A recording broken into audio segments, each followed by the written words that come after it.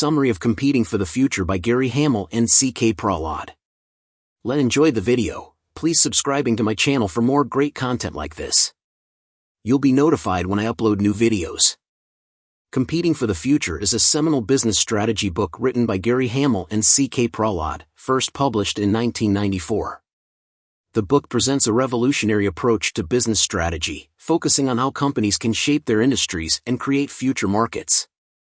Here's a detailed summary of the key concepts and ideas presented in the book.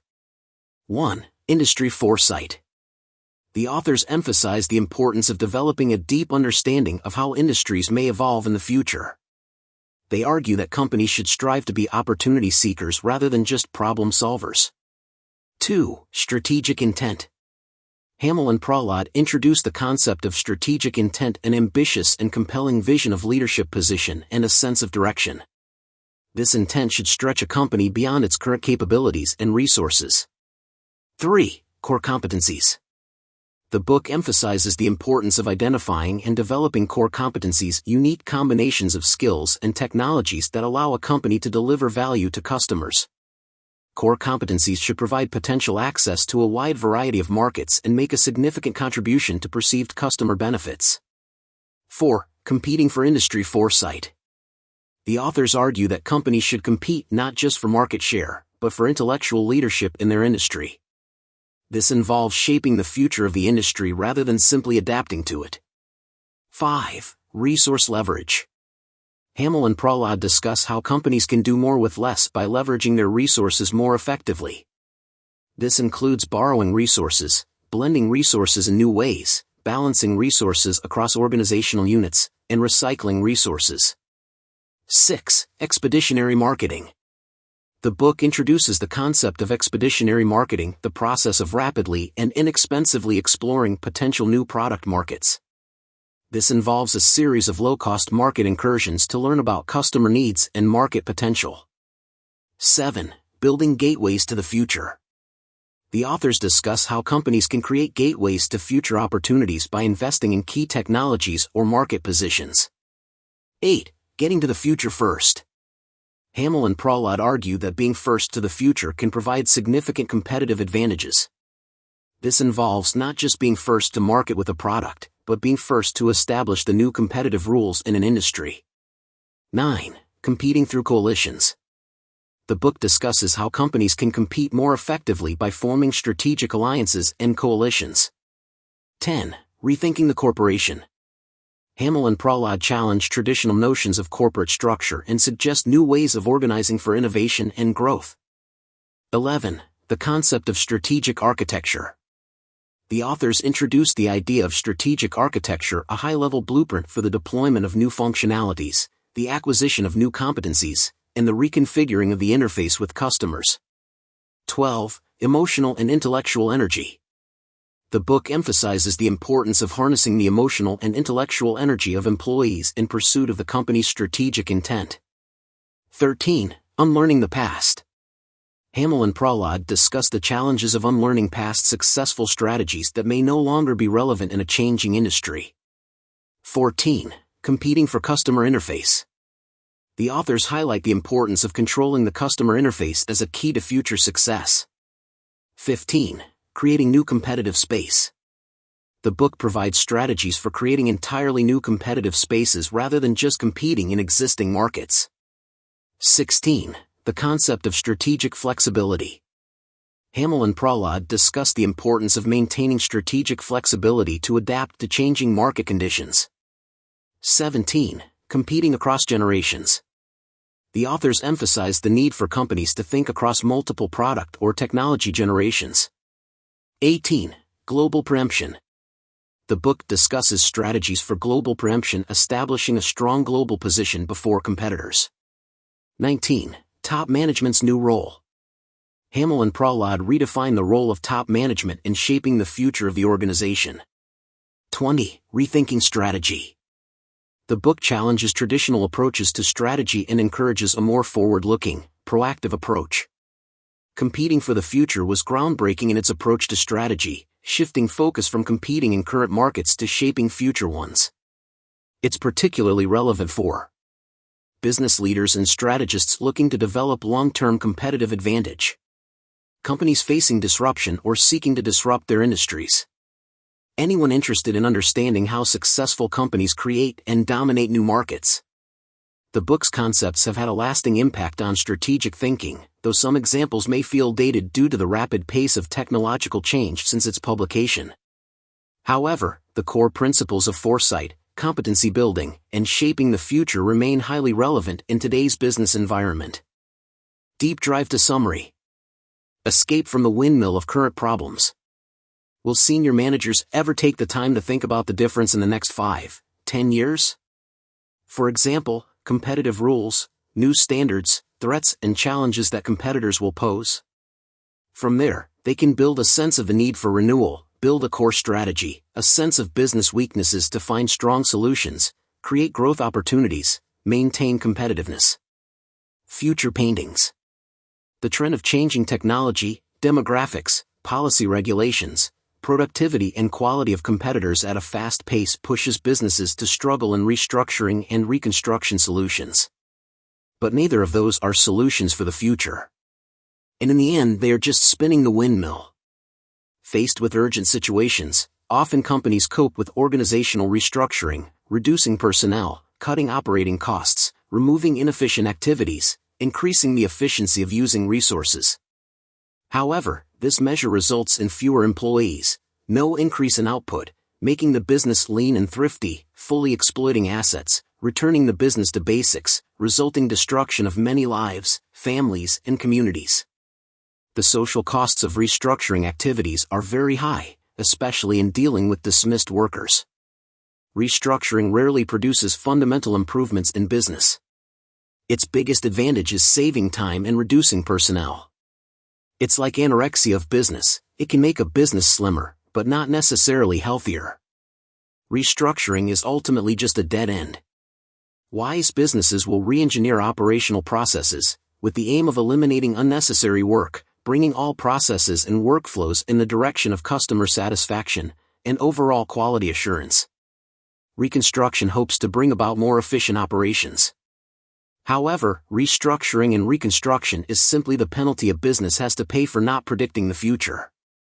The real issue of competition is that of a follower versus a challenger, contemporaries with innovators, imitator versus creator.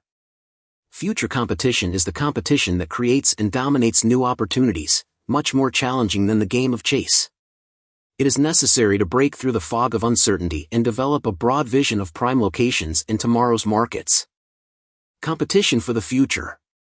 We are facing a revolution that has far-reaching effects. It's the environmental revolution, the genetic revolution, the materials revolution, the digital revolution, the information revolution. Brand new industries, in pregnancy, about to be born. Existing industries, education, healthcare, transportation, banking, publishing, telecommunications, pharmaceuticals, retail, will undergo profound transformation. The future and the present are contiguous by an unclear boundary, they are closely intertwined. Drivers of the industry revolution, businesses that have a clear vision of where they want to take their industry and are able to coordinate internal and external resources to get there first, will be handsomely rewarded. The future is not an analogy from the past. Competing for the future requires not only a redefining of strategy, but also of the role of top management in formulating strategy. Senior managers need to see the business as a portfolio of competencies, and ask themselves, given the unique portfolio of competencies, what opportunities are we in a unique position to exploit? Most of the most exciting new opportunities require the integration of complex systems, rather than innovation around a single product. The difference between competition for the future versus competition for the present is the time frame. Speed is the key condition. Product life cycles are shortening, development times are getting shorter, and customers expect near-instant service. However, the battle for the future is fierce. Competition often takes place in disorganized arenas, where competition rules have yet to be written down. Today, change is volatile and unpredictable. The race to the future occurs in 3 distinct stages. 1. Competing for industry foresight and intellectual leadership, for deeper understanding of competitors, for foresight about the size and shape of future opportunities, i.e. envisioning the future. 2. Competition to shorten the migration path, accumulate essential competencies, experiment, attract coalition partners, i.e. envision the new arena of opportunity. 3. Competition for market position and market share, i.e. the battle for market share, market position within relatively clear parameters in value, cost and service. But in order to create the future, businesses must be able to partially forget the past. Learn to change and facilitate change. Evolution is a slow process, dependent on small and unexpected changes in genes. Dinosaurs became extinct because they couldn't adapt quickly enough to keep up with changing conditions. Fortunately for corporate dinosaurs, the process of corporate gene coding can be transformative in many different ways. There are businesses that lose the ability to periodically rebuild the gene encoding process, will have to leave their survival to environmental changes. Others rely on managers' gene coding skills to help establish their range and ability to react in specific situations. But to some extent, we are all prisoners of our own experience. Without doing something to significantly increase genetic diversity, businesses will find themselves unable to compete with new non-traditional competitors. Genetic diversity is often the highest barrier for the most politically influential managers. The bottleneck is often overhead. They cannot quickly eliminate the intellectual capital that is depreciating in value and do not properly invest in the creation of new intellectual capital. As the competitive environment becomes complex and diverse, there is a need for even greater genetic diversity. Any business that aspires to survive must create within its own organization a reasonable proportion of genetic diversity found throughout the industry. Another way to increase the genetic diversity of the population is to admit new members to hybridize with old members by recruiting outside managers. To be able to change their gene encoding process, enterprises need to be careful not to over-tighten the screws that hold the management framework together, and commit to maximizing the interrelationship of the voices of other employees. Separate. Open governance depends on curiosity and humility. It is necessary to build a get-rid-of organization. Children learn new skills faster than adults because they have fewer things to let go of. The more successful the business, the thinner its forgetting curve. The future must become something as vivid and real as the present and the past. Senior management must help the organization build an emotionally and intellectually exciting view of the future. Competition foresight about the industry. The essence of industry foresight competition is to establish the business as a knowledge leader in terms of influencing the direction and form of industry transformation. The trick here is to see the future before it comes. Enterprises must ask themselves, what will we provide, with what capacity? How will the customer interface be configured in the next 5, 10, or 15 years? Industry foresight is not simply a flash of intelligence, but based on a deep understanding of technology trends, demographics, policy regulations, lifestyles, industry rules, and create new competitive spaces. But it is important to match the operating capacity. Any vision requires creativity, imagination. But if it's just an extension of the CEO's ego, it's very dangerous. If you can't distinguish what is an illusion and what is a vision, it is even more dangerous. In fact, the role of the senior executive is to capture and unleash the foresight that exists throughout the organization. It's usually done, building a new business project division, task force, incubator project. Senior management is willing to participate in discussions about the future on an equal basis, willing to listen to unusual voices. They can always look at the other side of the problem. The challenge in competing with industry foresight is to create a foresight, where the future needs to be different, often starting with what is possible, then back to what must happen for that future to become possible. Realistic. The business must be able to expand its scope of opportunities, treating the business as a core competency portfolio, rather than a standalone portfolio of business units. For example, Honda, although started with the motorcycle business, Honda does not only place its future in this industry. Conceiving itself as the world's leading manufacturer of engines and transmissions, Honda has applied this competence to the production of automobiles, washing machines, garden machines, marine engines, and generators. Every product or service can be broken down into feature elements, and the ultimate way is to create new space by providing completely new functionality, through a completely new product concept. The best foresight comes from a deep understanding of the customer, from which a new design is born. But, creating the future requires businesses to do more than simply delight customers, but to constantly surprise customers. Our plan was to lead the public with a new product, not ask them what product they wanted, said Song's Akio Morita. The public doesn't know what's possible, and we do. The industry's quest for foresight is about visualizing what doesn't exist yet. When envisioning the future, businesses must find a way to go from today to tomorrow. Building strategic architecture. To build a strategic architecture, top management must have a vision of what new benefits or features will be offered to customers over the next decade, about the core competencies that need to develop to create these benefits, and about changing the customer interface to help them make the most of these benefits. A strategic architecture is not a blueprint, it can only create an overarching action plan for feature deployment and capacity building. It defines what we must do now. It is the necessary link between today and tomorrow, between the short term and the long term. Right now the organization must see the capabilities to build, the customer groups, the distribution channels to explore, the priorities to pursue. That is the overview opportunistic method blueprint. For example, about the strategic architecture from a Japanese electronics company, NEC clearly shows us. In the early 1970s, the NEC began to feel that the communications industry and the computer industry were converging in a number of important ways. NEC has built a strategic architecture that defines the capabilities it needs to be able to exploit the opportunity emerging from the junction of these two industries. NEC's ambition is to be a leader in CNC, computing and communications capabilities. NEC's strategic architecture is discussed with all employees, not kept secret, but it does not reveal the breadth and depth built around the CNC concept. In 1992, NEC became the world's computing, semiconductor and telecommunications giant. The purpose of competing for the future is not an attempt to reduce risk to ambition. Testing things out and not committing to anything is a surefire way to miss out on the future. Investing too little too late is as bad as investing too much early. Getting to the future requires more than a well-conceptualized strategic architecture first, and it is the employees' abilities and intelligence that fuel the trip. Strategy is tension. A business can have a lot of money and command an army of talented people, but still lose its pioneering position. In contrast, an enterprise that knows how to overcome enormous resource constraints has successfully conquered the leading position.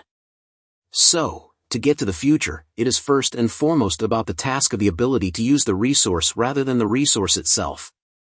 It comes from a profound sense of purpose, a shared dream, an alluring view of tomorrow's opportunities. Strategic goals are those dreams.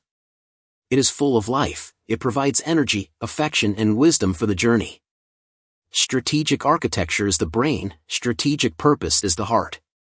Tacit strategic intent refers to the stretch of importance to the organization. It conveys a sense of direction and a sense of discovery. It is the responsibility of senior management to make instilling a noble purpose, emotional and intellectual appeal based on something beyond personal financial gain. Each person needs to understand the nature of the link between his or her own work and the accomplishment of a shared purpose. That is, strategic intent must be personalized for every employee. The first task of personalization is to pose business challenges. These challenges will be dictated by the strategic architecture of the business. Its quality, it's the life cycle, it's the market, it's the technology mastery, and so on, giving employees a clear view of the next challenge. The strategic architecture and overall strategic purpose of the business must be grounded with a deep understanding of potentials, competitor intentions, and evolving customer needs. Thereby, leverage resources, go as far as possible on the path to the top position with the least fuel consumption possible. Strategy is leverage. Statistically speaking, it is clear that the amazing labor productivity belongs to Japanese manufacturing companies. Their operating costs are lower, as a percentage of total costs, than is typical in the US and Germany. The effect of the direct correlation between R&D spending and R&D performance. This is not labor productivity but administrative and system productivity. Japan is proof that more can be done with less. That is the nature of resource leverage. This is not just lean manufacturing, it's all about lean. A company's resources and aspirations can be described as slowing or stretching from which to apply different approaches to competitive strategy and varying degrees of creativity in creating leverage. Leverage for resources. Tension and leverage have a close relationship. It is tension, that is, pulling ambition beyond resources, that fuels the engine of advantage. Japanese companies have a strategy of stretching that helps erase the mythical color in the success of the leading companies, despite the initial resource constraints. To look at ways to leverage resources, let's consider the starting axioms. First, conceptualize a business as a portfolio of resources, technical, financial, human, etc. Second, resource constraints are not always an obstacle to leadership. Third, there is a huge difference between firms in the market and the competitive impact they can make with a given amount of resources. Fourth, leverage-based efficiency is achieved mainly from increasing the numerator in the productivity ratio, revenue, profit. Fifth, the task of allocating resources by top management receives too much attention compared to the task of resource leverage. Resource leverage can be achieved in 5 basic ways. 1. Concentration of resources more effectively, convergence, building consensus on strategic goals, centralization, defining precise objectives, improve, targeting, emphasizing high-value activities. 2. Accumulating resources efficiently, exploiting, using the brains of all employees, borrowing, penetrating the resources of partners. 3. Complementary resources, blending, combining skills in different ways, balancing, meaningful control over product delivery and development. 4. Conservation of resources, recycling, reusing resources and skills, collaboration, finding a common cause with other partners. 5. Restoration of resources, successful promotion, minimization of payback period. Resources are often reasonably assumed and scarce. Top management must be very careful when dividing them. Foresight and strategic architecture provide the map, while stretchability and leverage provide fuel. But even when these key components are in place, the journey to the future is still long and arduous. Compete to shape the future. Knowledge leadership needs to be transformed into market leadership. Getting to the future first allows a business to create a virtual monopoly in a particular new product category. Allows businesses to set standards and collect royalties from holding material intellectual property rights. Help businesses establish rules that other businesses must follow in order to compete. Getting to the future first offers great rewards, but also entails significant risks. It is an irreversible financial risk, not generating revenue and profit as expected, because the rush has spent more widely than the competition. Also because the timing is not right, the product is not perfect, the customer does not really need or want the new service. However, the business that bets that the pioneer will fail is taking a big gamble itself. To do that, it is necessary to identify 3 stages of competition. 1. Competition for leadership with knowledge, idea formation. 2. Competition to shorten the migration path, actively shape the future industry structure. And 3. Competition for power and market position, early or more market capture. The necessary measure is, maximizing influence. Correlation is determined by 4 factors: ability to build and manage alliances, succeed in building core competencies, quickly accumulate lessons from the global recognition. Correlation market and distribution capacity. Alliances must be formed because practically no one business possesses all the resources that make a product or service bear fruit. However, multilateral cooperation should follow a clear cumulative logic. Because firms that are partners in the early stages of market development often become competitors late in the process. Alliance management requires a careful balance of programs of concurrency and cooperation over time, and a sense of timeliness about the individual agendas of senior executives. Competition for the future also includes competition that sets new standards from the interplay of products and services offered by many sellers. Because standards are at the heart of the competition, when a technology is adopted as a standard, it allows businesses to quickly recoup their investment in research. Intel has recouped its investment in developing PC-oriented microprocessors much faster than Motorola's because Intel's x86 product has become the de facto standard for personal computers. Building a gateway to the future. Businesses must take a stance today on the core competencies essential to building the future. Because core competencies are the gateway to future opportunities. Core competencies are a group of skills and technologies that enable a business to deliver a specific benefit to a customer. It is not product-specific, it goes beyond the product or service, it outlives any single product or service unit. Competency leadership often precedes product leadership competition. It is not a war between products and products, but a battle between businesses and businesses. Core competencies are the source of future product development. They are the root of competitiveness, and individual products and services are the fruits. So, what is a core competency? Competence is a group of skills and technologies, not a single skill or technology. It is the totality of knowledge gained from skill groups and individual units in the organization. To manage an enterprise's core competencies, senior management must be able to disassemble core competencies into its components down to the level of specific individuals with specific talents. To be considered as a core competency, a skill must meet 3 factors. 1. Customer value. The core competency must contribute significantly to the value perceived by the customer. Customers are the ones who judge and evaluate whether a certain capability is a core competence or not. 2. Differentiate from competitors. Competence must be unique in terms of competitiveness. 3. Scalability. A competency is truly core as it forms the basis for new product market entry. Competence competition takes place at 3 levels. 1. Development and accumulation of skills. Resource leverage at this stage is mainly from the ability to access and absorb skills and technology from outside. 2. Competition for competency. Integrated innovation and absorption are equally important. 3. Core product correlation competition. Many businesses seek to sell their core products to others as original equipment manufacturers, as a way to capture virtual market share to generate revenue. Gain an experience to accelerate its core competence building efforts. Selling core products to outsiders is an effective metric to gauge whether a company is a leader in competence. Where the core product flows in both directions, every partner understands and works to protect its unique core competence. Care should be taken to consider the long-term competitive effects and the dependent nature that will arise. Sticking to the concept of core competencies.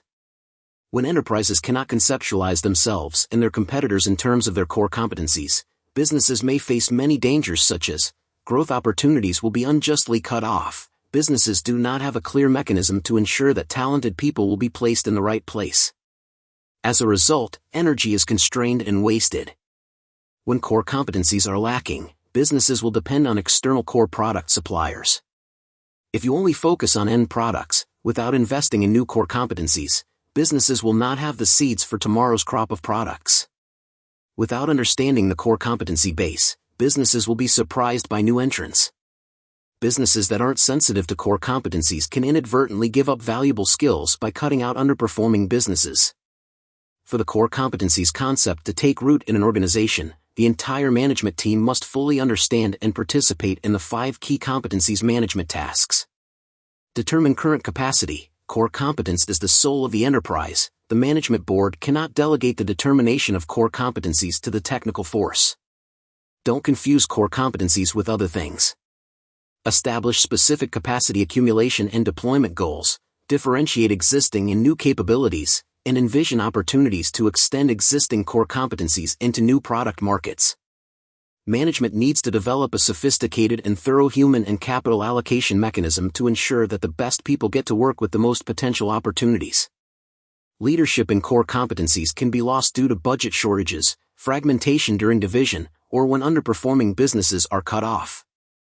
Management needs to establish a process of deep participation, involve the participation of units, set priorities, clear management, reasonable resource allocation, benchmarking the capacity building efforts of the stakeholders. Competitor. Building a community of individuals in the organization, seeing them as the carriers of the core competencies of the business. Go to the future. The main objective of the competition for the future is to maximize the learning to investment ratio. Must learn faster than the competition about the exact aspects of customer needs and required product performance. True learning only begins when an imperfect product or service is brought to market. Expeditionary marketing is a practical method for scouting future markets. Expeditionary marketing is about reducing the time and cost of product iteration, gaining market insights, re-engineering, and relaunching. Expeditionary marketing involves tightly controlled experiments, not baseless predictions. Do expedition marketing, the rules are simple: learn faster, cheaper. Hit the new product or service ball around the world as fast as you can. To achieve maximum return on innovation, a business must have a global preemptive strike capability. preemptive attack on competitors or slow their global progress. This not only builds a physical presence in key strategic markets, but equally important, the ability to access the most efficient distribution channels in each key national market. It is better to stay ahead of the competition if the company builds a pre-existing cognitive correlation with customers around the world. Any company with an enviable brand position has a head start in the race. Focus on building a strip brand, spread across products and businesses, helping customers transform today's product experience into tomorrow's product interest and excitement. Core competencies are the foundation of the business. The strip brand is the roof of the business. In the middle are various types of businesses. So, in order to attack competitors first, the company must apply strip branding and build awareness on a global scale. With the increasingly strong economic integration, the removal of tariff barriers because of non-tariffs, the development of international communication, the international mobile customer group is expanded. The propaganda and quick concept new product and business concepts among national branches became imperative for every multinational. Different thinking. Think differently about competitiveness. Competition occurs not only between single products or services, but also between businesses and business alliances. Senior management competes in an effort to accumulate visibility into the new open arena of opportunity such as gene therapy drugs. Companies compete in building core competencies, competitive alliances to create new competitive spaces. In the context of governance, genes are concerned with how managers feel about the industry, the business, the role, and the way in which these feelings guide them to behave in particular situations. Just like the way managers are genetically engineered to think about the foresight, the tension and leverage that power it, so does proactive advantage building and industry reinvention. Strategic thinking. Strategic planning not only maximizes market share and profits today, but also the model the business wants to be 10 years from now. New functions, new core competencies. New and disparate resources need to be applied to strategy making, drawing on the creativity of all managers, not just the wisdom of a few planners. Strategy needs to be long-term, needs to be ambitious, and needs to arouse a level of commitment. Long-term does not equate to patience money. Every project must have money to invest, but on a pay-as-you-go basis. Ambition doesn't mean taking risks, it means establishing an aspiration to stretch, and then using leverage tools to reduce the risk of that ambition. Commitment is the mental and emotional bet on a particular view of the future that management needs to ensure consistency and continuity.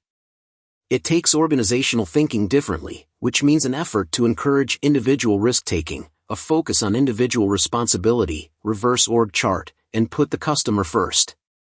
Senior management needs to identify and exploit the hidden value of connections between units to increase the value of collective action, cooperative employees. At the same time, it gives individuals the freedom to design their own work, freely acting as long as it satisfies customers. However, empowerment without a shared sense of direction leads to chaos. Going beyond technology-oriented versus customer-oriented opposition, must have a deep understanding of potential customer benefit layers. The goal is to surprise customers by anticipating and fulfilling their unstated needs. Not being narrowly oriented towards technology, the goal is benefit-oriented, continuously searching, investing, and mastering technology to bring unexpected benefits to humanity.